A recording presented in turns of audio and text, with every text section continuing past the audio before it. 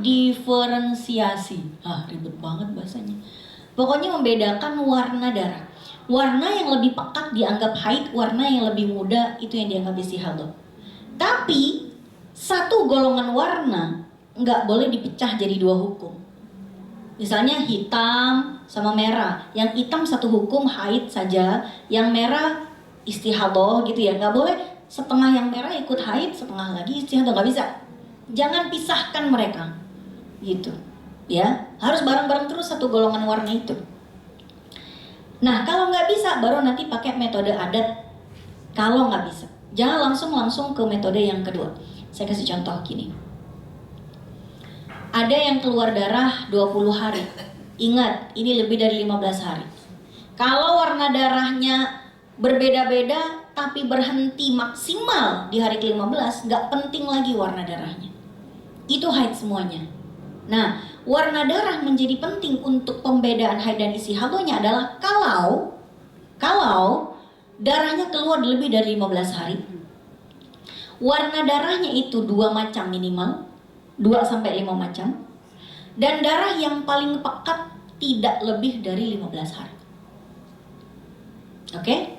Darah paling pekatnya misalnya gini, dia keluar darah 20 hari, yang 17 hitam, yang 3 coklat, berarti yang 17 itu haid enggak. Kenapa? Karena haid nggak bisa lebih dari 15 dan itu mutlak nggak bisa diotak-atik. Itu ya. Oke, nah ini dia. Keluar darah 20 hari. 12 hari pertama hitam. Ini yang disebut dengan darah qawi, warnanya paling kuat. 8 hari berikutnya merah. Warnanya lebih lemah itu bahasa Arabnya dhaif. Ya, jadi 12 hitam, 8 hari merah. Maka warna yang paling pekat yang 12 hari inilah yang dianggap sebagai haid. Bukan 15 haid sisanya istihadah. Bukan.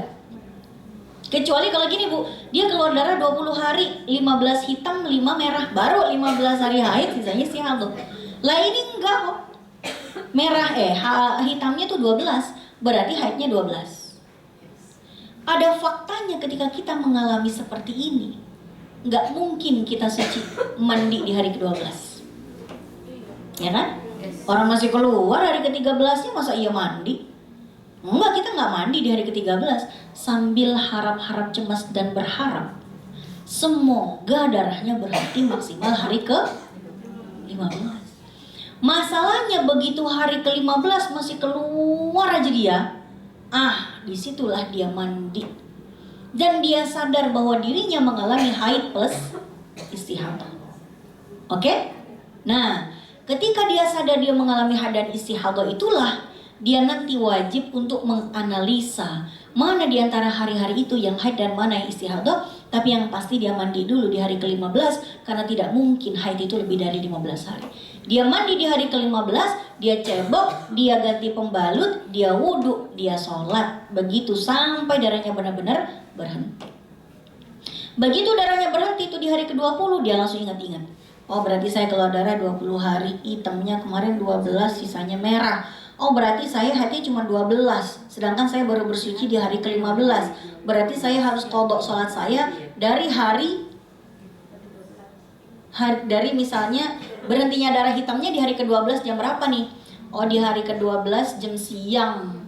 Jam 12 itu saya berubah menjadi merah. Berarti saya istihadahnya hari ke-12 siang.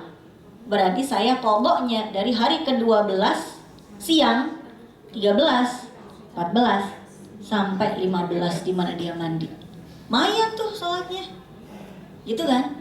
Nah, saya kasih tips Bu buat yang mau qadha kayak begini, sholatnya tengah malam aja. Biar sama suami itu dikirain tahajud. Soalnya banget istriku gitu, jadi kagak tahu aja. Tapi kan nggak semua orang mengalami kayak gini, ya kan? Kebanyakan sih orang haid ya haid aja, jarang loh orang istihadah tuh.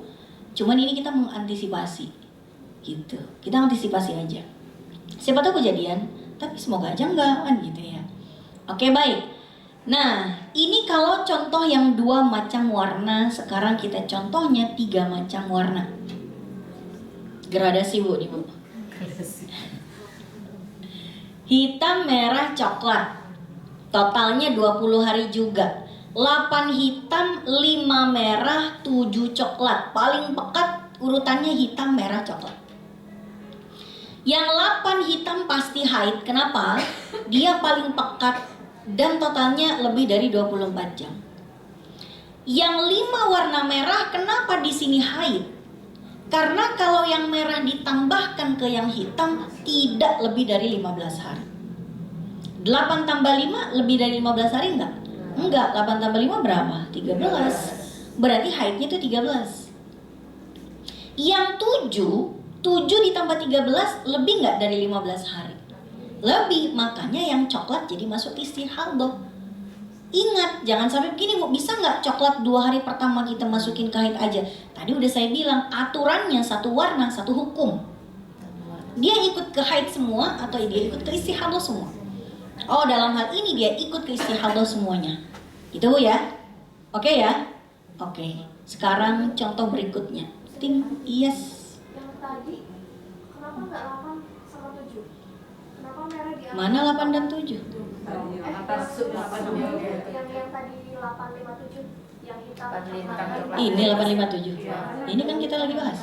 Kenapa yang mana? Yang 7 kenapa? Yang 7 enggak. Kalau 7 plus 8 kan masih 15 itu maksudnya. Nah, itu gimana caranya merah sama coklat? Kan urutannya hitam merah coklat, bukan hitam coklat merah. Urutan keluarnya, urutan keluar. Masa iya 8 haid, 8 haid, 5 suci, 7 haid. Jadi 20 dong. Nakoknya lama banget tuh 5 hari. Jadi nakok, enggak. Oh, itu secara berurut pada saat Yes. keluar ya? Betul sekali. Ini urutannya 8 hari pertama hitam, 5 hari berikutnya, nah gitu ya. Gitu. Oke? Oke. Atau kita bikin aja begini, 8 hitam, 7 merah, 5 coklat. Cakep tuh. Nah, 15 hari banget gitu, ngepas banget. Itu ya, oke baik. Nih sekarang 894. Kenapa di sini yang merah jadi istihadah, padahal tadi merah tuh haid? Lebih dari 15. Karena kalau yang merah ditambahkan ke hitam, hitam sama merah secara berurutan 8 tambah 9 lebih dari 15. Kalau haid kan nggak boleh lebih dari 15, tapi kalau suci itu boleh lebih dari 15. Masa suci itu bisa berbulan-bulan, bertahun-tahun masa suci mah, ya kan? Ada nggak orang nggak haid tuh selama 2 tahun berturut-turut? Ada orang udah hamil, menyusui, KB ini, KB itu, ya kan? Bisa nggak orang udah lama nggak haid dia kangen haid? Terus dia bilang, saya putuskan hari ini haid aja. Nggak bisa, nggak bisa, nggak ada darahnya, ya kan? Oke. Jadi ini 8-nya hitam nih, 9-nya istihadah. Karena kalau 9 yang merah ditambah ke yang 8 hitam, haidnya bakalan lebih dari 15. Nah, nggak bisa juga dibilang gimana kalau yang merahnya kita bikin aja 7. Ya bisa sih, tapi kan kita kagak bisa ngatur darahnya keluar warna apa. Kamu bisa request warna, Bu? Nggak bisa kan? Nah, yang 9 merah ini masuk ke istihadah pada akhirnya. Tambah yang coklat, makinlah tentu istihadah dia. Iya kan? Nah, di sini 21 hari ternyata cuma 8 loh haidnya. Kodoknya lama tuh. Karena pastinya dia baru bersuci di hari ke-15. Ya kan? 9, 10, 11, 12, 13, 14, 15. 7 hari dia kodok, 7 kali 5 waktu. Mantap dia ya. Dicicil boleh nggak? Boleh. Dikira KPR doang yang bisa dicicil. Boleh dikodok, syaratnya jangan meninggal sebelum lunas. Itu dia. Itu ya, gitu. Oke ya. Baik. Next sekarang. Sekarang gini. Kalau tidak memungkinkan untuk pakai metode ini, tamis, karena tamis itu kan banyak tadi syaratnya. Warnanya harus lebih dari 2, harus lebih dari 1 macam. Kemudian warna yang paling pekatnya harus tidak boleh lebih dari 15 hari. Dia harus bisa bedain warna darahnya. Kemudian warna darahnya harus berurutan dari yang pekat menjadi tidak pekat. Kalau misalnya gini, hitam, merah, hitam lagi, coklat, kuning, hitam lagi, nggak bisa pakai ini. Nggak bisa. Itu warnanya tuh aneh gitu. Hitam, merah, coklat, kuning, hitam lagi, merah, coklat, kuning. Kayak urutan warnanya kue lapis gitu. Konsisten banget dia warnanya. Nggak bisa, iya Bu lapar sama. Nah, jadi nggak bisa pakai tamis. Kalau nggak bisa pakai tamis, otomatis ke sini. Bu, kok nggak ada jam dinding sih? 12.56, 4 menit lagi. Jadi ya 5-6. Ya. Kalau orang buta warna pakai langsung metode adat. Ya Bu, langsung dibagi aja Bu, takut itu. Tapi jangan fokus makan, fokus ke sini tapi. Ya. Nih Bu, nih. Kalau nggak bisa metode yang ini tidak dimungkinkan, maka ke metode adat. Metode adat itu adalah merefer haid itu sesuai dengan kebiasaannya. Ya, nih misalnya bulan Januari dia keluar selama ini, habis ini nggak boleh bubar sebelum saya post tes ya. Kalau mau keluar jawab dulu pertanyaan. Januari keluar darah 17 hari, lebih dari 15 hari dong. Terus dia nggak bisa bedain warna darah, dalam artian dia perasaan tiap kali ngecek pembalut warnanya begini mulu gitu. Iya kan? Kayaknya sama, udah nyampur blok-blok gitu semuanya, udah nyampur tuh blok-blok. Atau darahnya emang cuma satu warna doang dari awal sampai akhir, 17 hari tuh hitam aja semuanya misalnya, atau coklat semuanya, atau merah semuanya. Maka cara memilah antara haid dan istihadah adalah mengikuti durasi adat kebiasaan haidnya. Jika memang ada kebiasaannya 8 hari, maka yang 17 hari itu haidnya cuma 8 hari pertama doang. Tapi kalau nggak bisa langsung ke sini. Kalau masih bisa tamis dulu, main lompat aja. Tamis dulu, nggak bisa tamis baru ke sini. Iya. Jadi kalau ada orang nanya, Ustazah saya kalau darah sekian hari, yang haid yang mana? Bisa beda warnanya, ingat nggak warnanya apa aja dan berapa hari? Enggak sih, perasaan sama semua darahnya. Kemarin sempat ada hitam, ada merah, udah berapa lama? Jangan begitu, udah belajar kan? Ingat warnanya. Kalau berubah warna, ingat. Berubah warna nih haid saya di hari kesekian. Tandain gitu. Itu ya. Jadi di kalender jangan cuma agenda-agenda apa aja yang dicatat. Warna darahnya juga diingat. Merah itu maksudnya merah yang nggak ada hitamnya sama sekali. Betul-betul pure merah, nggak ada hitamnya. Oke, jadi dari 17, 8 haid, sisanya adalah istihadah. Pertanyaannya adalah, ibu-ibu jamaah sekalian, kalau haid biasanya berapa hari? 7. Ibu biasanya berapa hari? Kadang 6, kadang 7. Tuh, kadang 6, kadang 7. Gimana tuh kalau jawabnya kadang 6, kadang 7, ambil yang 6 apa 7? 6 apa 7? 6 apa 7? Kan 6, 7. 6 apa 7? Kenapa pilih yang banyakan sih? Kenapa pilih yang banyakan?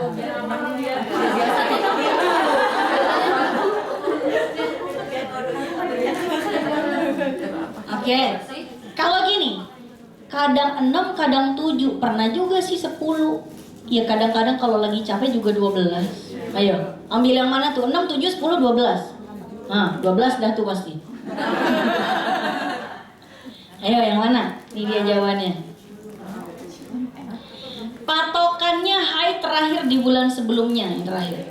Itu adat terakhir kita. Adat yang terakhir, karena adat itu bisa berubah. Kadang misalnya haid saya 2 bulan yang lalu 7, 4 bulan yang lalu 5. Ya bulan yang kemarin berapa itu adat terakhir kita? Misal bulan Juli ya, ini kan bulan Juli nih. Misal bulan Juli ini keluar darah 17 hari, nggak bisa bedain warna darah. Ya Juni kemarin haidnya berapa lama itu patokannya? Haid ibu-ibu yang terakhir kan berarti Juni kemarin kan? Ingat tuh berapa lama tuh, ingat. Jadi haid yang terakhir itu jangan dilupakan, in case terjadi seperti ini pada kita bulan ini. Ya, yang dilupakan mantan aja Bu. Haid mah jangan, gitu ya. Karena kita akan menjadi referensi tuh yang terakhir. Contoh tuh. Februari keluar darah 17 hari, dia bisa bedain warna darah, maka dikembalikan pada durasi adat kebiasaan. Durasinya sering berubah antara 9 atau 10, patokan terakhir jumlah yang terakhir. Yang paling terakhir sebelum yang Februari keluar 17, itu Januari keluar haidnya 10 hari. Jadi di Februari berarti yang 17 hari di Februari 10 hari pertama haid. Kenapa 10 hari yang dianggap haid? Karena Januari kemarin 10 itu adalah adat terakhirnya, sisanya adalah istihadah. Itu ya. Oke, sampai di sini ada pertanyaan atau emang habis waktunya? Ya. Kalau yang untuk perkara haid sama istihadah ini hitungannya kan hari. Berarti untuk ngodok sholatnya dari subuh hari pertama yang ke-7. Bukan dari subuh, tergantung. Gini, bulan kemarin itu kan 7 hari. Ingat nggak mandinya jam berapa? Atau berhenti darahnya jam berapa? Bukan mandinya, kadang-kadang orang mandi ditunda-tunda. Berhenti darahnya itu jam berapa di hari terakhir bulan kemarin? Ingat nggak? Ayo, dibilangin tandain kalendernya. Jangan ngiting-ngiting doang Bu, ini tandain. Ya, jadi misalnya bulan kemarin nih saya haid tanggal 1 sampai tanggal 7. Nah tanggal 7-nya itu saya berhenti darah misalnya habis asar. Iya kan? Atau misalnya saya berhentinya jam 10 pagi. Berarti kan subuhnya nggak usah saya qadha dong di hari ke-7 itu. Iya kan? Hari ke-7 berarti saya haidnya persis seperti bulan kemarin 7 hari dan suci di hari ke-7 di sebelum zuhur gitu. Gitu kira-kira patokannya. Berarti saya mulai qadhanya dari kapan? Dari hari ke-7 zuhur sampai hari ke-15 zuhur pula. Berhentinya zuhur maka mandi kan mandinya itu pastinya di hari ke-15 dong ini. Ya kan? Nah, di hari ke-15 itu mandinya dia di jam berapa? Dan mulai sholat di hari ke-15 itu jam berapa? Misalnya hari ke-15 itu dia mulai sholatnya mandinya siang tuh dia sholat zuhur kan. Berarti dari hari ke-7 zuhur sampai hari ke-15 subuh dong. Karena hari ke-15 zuhur kan dia sholat. Gitu Bu ya? Dihitung Bu, dihitung-hitung. Oke, baik. Ada lagi? Ya, masih ada waktu kan? Masih. Ya. Misalkan sedang haid, kemudian dia bersih, tetapi bersihnya tuh posisi ketika sedang di kantor. Misalkan siang jam 11 bersih, posisi sedang di kantor kan nggak mungkin mandi di kantor gitu ya. Sedangkan baru pulang kantor jam 5 sore, ketika sampai rumah sudah maghrib. Berarti baru bisa mandi di situ. Apakah harus mengkodok sidang zuhur berarti? Atau ketika sholatnya maghrib biasanya berarti langsung sholat maghrib aja tanpa mengkodok yang zuhur asar. Itu gimana? Mandi di kantor nggak mungkin nggak juga. Ada beberapa kantor yang menyediakan kamar mandi. Nggak bawa baju sih. Nggak bawa baju ya nggak usah ganti baju. Nggak punya handuk. No. Seberang rumah saya ada Indomaret.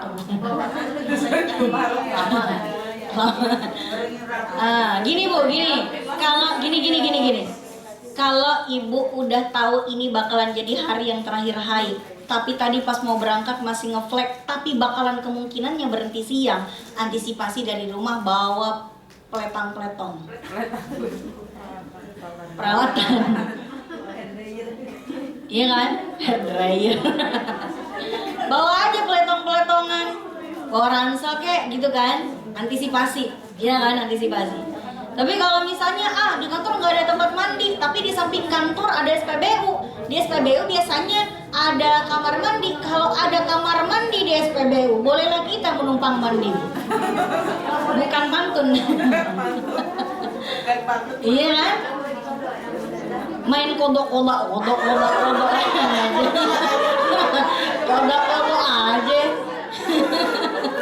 Aduh. Ya kali bisa, tapi gini, kalau misalnya nih, dicari semua kemungkinan nggak mungkin. Di kantor nggak ada kamar mandi, ada sih kamar mandi, kloset duduk doang gitu ya, nggak dibolehin buat mandi. Tapi beberapa kantor ada Bu, toilet tempat mandi. Bisa sih juga. Sini juga ada. Sabunnya enak. Biar dibawa lah, tinggal beli doang. Nggak usah pakai sabun. Bisa di sini gitu. Nah, maka misalnya nih, misal ya Bu ya, misal aja. Perasaan saya haid biasanya 7 hari, ini hari ke-6 kenapa berhenti dia? Di luar ekspektasi kan? Misalnya udah cariin contoh yang paling memungkinkan ibu yang tadi kodok-kodok gitu. Padahal saya nggak ke situ sih sebetulnya. Ini hari ke-6 kenapa berhenti dia? Ditunggu ya. Dia udah berhenti tuh dari jam 9 pagi dia berhenti. Ngarep ya Allah ntar keluar lagi apa jam 12 gitu kan. Ditunggu sampai jam 12 zuhur dia nggak keluar. Ya kan? Nah, Terus misalnya kantornya nggak ada kamar mandi, misal bukan KPK nih, gimana kek gitu kan? Nggak ada kamar mandi, udah gede-gede ada tulisannya tidak boleh mandi di gedung ini. Wah, yang punya gedung aja udah wanti-wanti kan? Kalau kita nekat mandi berarti kita menggunakan air secara ilegal kan gitu. Terus nggak ada SPBU, nggak ada kamar mandi untuk penumpang mandi, ya kan? Nggak ada tempat mandi, pokoknya nggak ada aja. Gitu kan, pokoknya nggak ada, titik. Kalau udah pokoknya. Kira-kira apa yang harus dia lakukan dalam kondisi seperti itu? Bu, itu tetap sholat lah, tayamum. Ya kalau memang nggak ada air, solusinya bukan nggak sholat, tayamum. Habis tayamum sholat. Mandi wajibnya kalau sudah memungkinkan mandi. Jadi tayamum itu adalah solusi bagi orang yang sama sekali tidak mungkin untuk mandi. Entah karena dia nggak ada air, entah karena dia ada air tapi punya penyakit kulit cacar dan sejenisnya. Ada air tapi air orang dan nggak dikasih, gitu kan? Pokoknya segala hal untuk mandi tidak mungkin dilakukan, tapi debu di mana-mana. Tayamum, abis tayamum sholat asar, zuhur, asar. Sampai di rumah jam 6 mandi karena sudah ketemu air. Tapi tadi sholatnya itu kan tayamum nih. Kalau di dalam madzhab Syafi'i itu namanya as-sholatu li hurmatil waqti.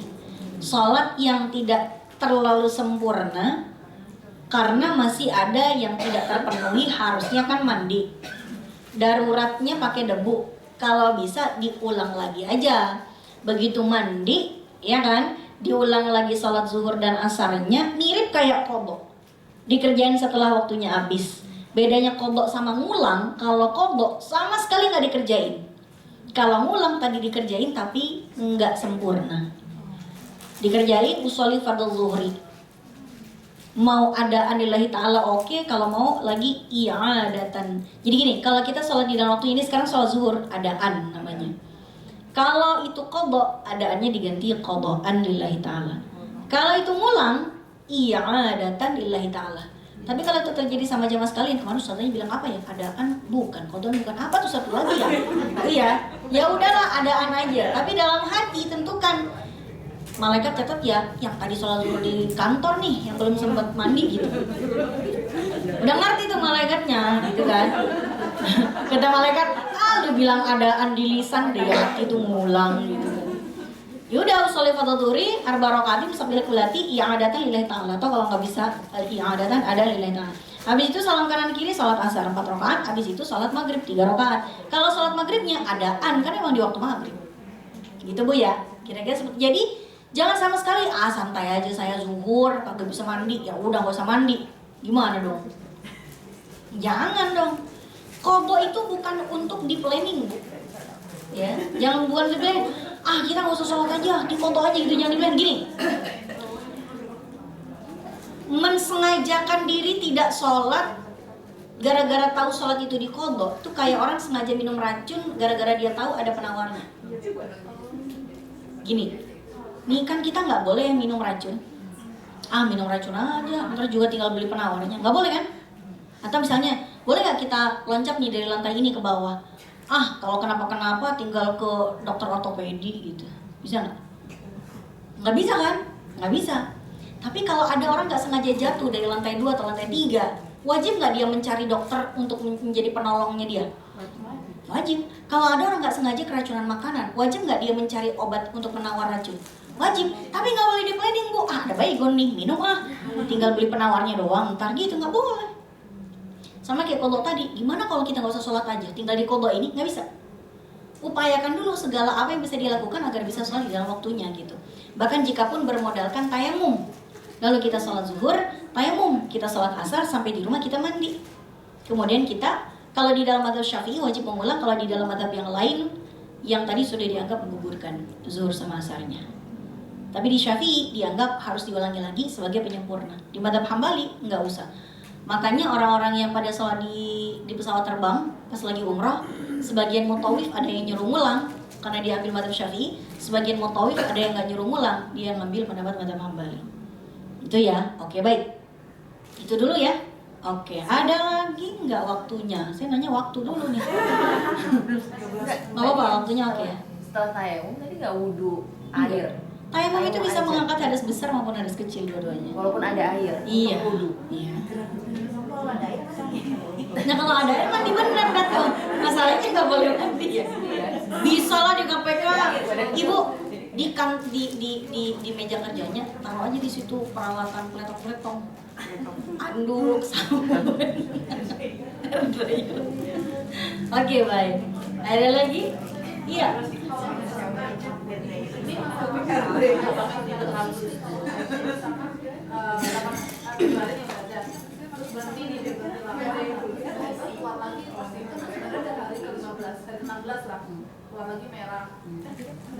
Nah, keluar darahnya gini. Darahnya keluar dari hari berapa nih? Hari pertama sampai hari ke-7. 1 sampai 7 keluar darah. Terus keluar darah lagi hari ke? Keluar darah lagi misalkan dari ke-16. Hari ke-16. Ya udah hari ke-16 berarti pasti istihadah ya. Pasti istihadah. Kecuali kalau mbaknya kalau mbaknya itu keluarnya sebelum hari ke-16. Itu berarti pakai ini. Misalnya keluarnya hari ke-13, memanjang sampai ke-17. Berartinya itu masih satu fase yang sama dari hari pertama. Tapi kalau keluarnya lagi itu sudah melewati hari ke-16, nah itu nanti kemungkinan besar istihadah. Kemungkinan besar. Kalau keluarnya lagi sudah melewati hari ke-15 sejak darah pertama keluar. Jadi itu sudah darah yang tersendiri, tidak ada kaitannya dengan darah yang pertama. Tapi kalau dia masih keluar lagi dalam rentang 15 hari sejak keluarnya darah, berarti itu masih dalam satu kesatuan dengan darah yang pertama. Keluarnya tanggal 13, hari ke-13 sampai hari ke-17 berarti pakai metode ini. Karena itu masih satu darah yang keterusannya. Walaupun jedanya sampai 3 hari. Yes. Bisa jadi jedanya bahkan 10 hari. Baik.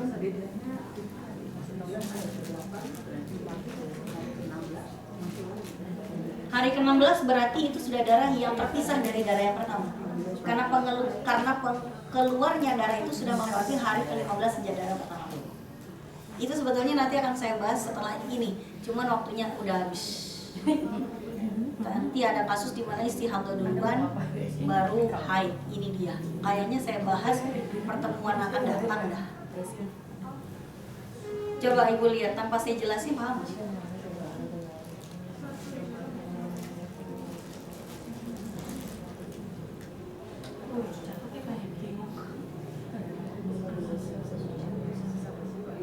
Kalau ada yang paham coba jelasin.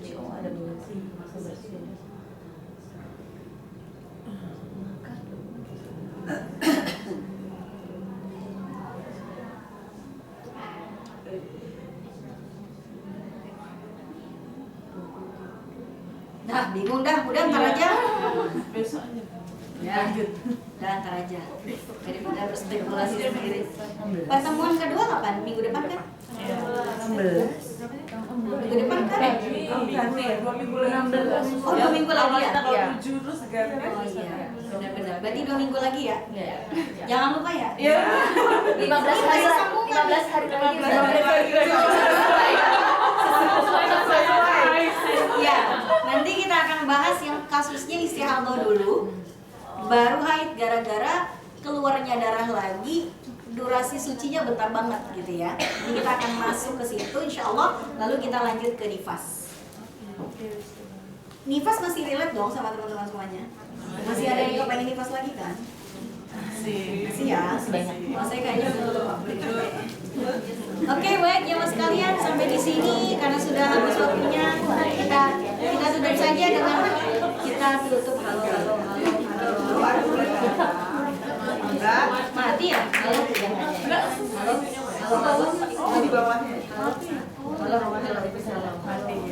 Masih hidup. Ininya sih hidup tapi halo sama. Ya udahlah, tinggal doa doang Bu. Mari kita sama-sama menutup kajian ini karena udah habis waktunya kafaratul majlis aja Ibu ya. Mari kita sama-sama dengan tutup dengan hamdalah, alhamdulillahirabbil alamin. Kita lanjut dengan doa kafaratul majlis. Subhanakallahumma bihamdika asyhadu an la ilaha illa anta astaghfiruka wa atubu ilaik. Sampai bertemu kembali di waktu yang akan datang. Assalamualaikum warahmatullahi wabarakatuh. sampai